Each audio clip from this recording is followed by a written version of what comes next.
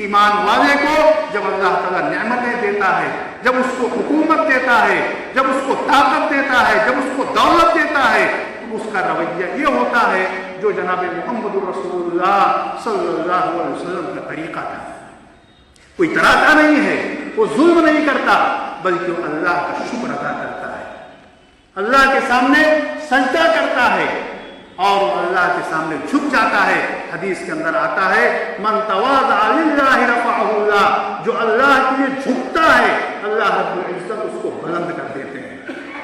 मेरे भाइयों, आज हमारे अंदर से सिफत निकल चुकी है। आज हाल ये हो गया है कि थोड़ी सी हमें दौलत मिल जाए, थोड़ी सी हमें इज्जत मिल जाए, थोड़ी सी हमें ताकत मिल जाए, हम कोई इलेक्शन जीत जाए, बस उसके बाद फिर हम कैसे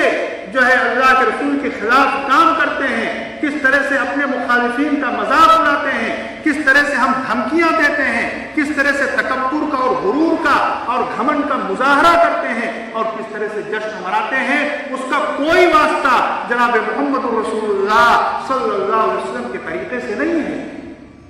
मक्के की फतेह से बढ़कर के कोई फतेह हो सकती है, उस जीत से बढ़कर के कोई जीत हो सकती है, लेकिन अल्लाह के रसूल ने क्या तरीका इख्तियार किया?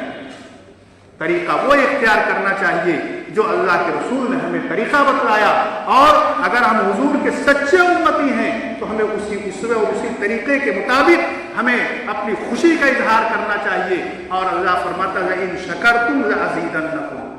अगर तुम शुक्र अदा करोगे, मेरी नेमतों की कदर करोगे, मेरे सामने झुक जाओगे और घमंडो तकब्बुर का रवैया नहीं इख्तियार करोगे, लअज़ीदन्नकुम, तो हम तुम्हारी नेमतों में इजाफा कर देंगे, हम तुम्हारी नेमतों को बढ़ा देंगे। वइन कफरतुम, लेकिन अगर तुमने ना शुक्री का रवैया इख्तियार किया, घमंडो गुरूर का रवैया इख्तियार किया, बगावत और सरकशी का रवैया इख्तियार किया, तो कान खोल करके सुन लो, इन्ना अज़ाबी लशदीद, मेरा अज़ाब बड़ा ही